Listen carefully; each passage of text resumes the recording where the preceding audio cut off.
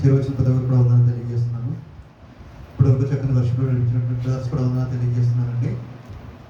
దేవుడు జూన్ మాసం మొత్తం కాపాడిన విధానం బట్టి ఒక స్తోత్రం తెలియజేద్దామండి. స్తోత్రం స్తోత్రం స్తోత్రం.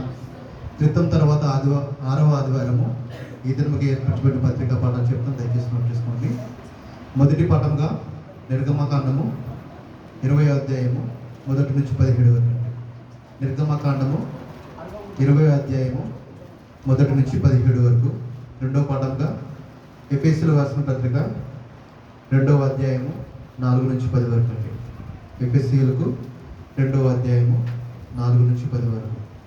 మూడో పాఠంగా మత్తయి సువార్త 19వ అధ్యాయము 16 నుంచి 29 వరకు. మత్తయి సువార్త 19వ అధ్యాయము 16 నుంచి 29 వరకు. అపోస్తల విశ్వాస ప్రమాణము నేను చెప్తాను, దయచేసి నాతో పాటు కూడా హృదయపూర్వక బిగ్గరగా చెప్తామండి.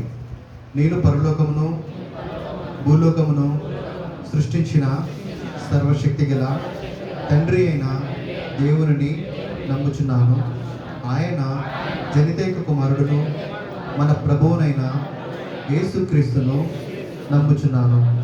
ఈయన పరిశుద్ధాత్మ చేత గర్భమున ధరింపబడి కన్య అయిన మరియ నుండి పుట్టి పొంతి పిలాతు క్రింద శ్రమపడి శిలువ వేయబడి చనిపోయి సమాధి చేయబడని పాతాళంలోనికి దిగి చనిపోయిన వారిలో నుండి 3వ దినమున లేచి పరలోకమునకెక్కి సర్వశక్తి గల తండ్రి అయిన దేవుని కుడి చేతి వైపు కూర్చుని ఉన్నాడనియు జీవించు వారికి చనిపోయిన వారికి న్యాయము తీర్చుటకు అక్కడ నుండి వచ్చిననియు నమ్ముచున్నాను.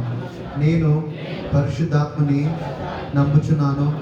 పరిశుద్ధ క్రైస్తవ సంఘమును, పరిశుద్ధుల ఐక్యమును, పాప పరిహారమును, శరీర పునరుద్ధానమును, నిత్య జీవమును ఉన్నవని నమ్ముచున్నాను.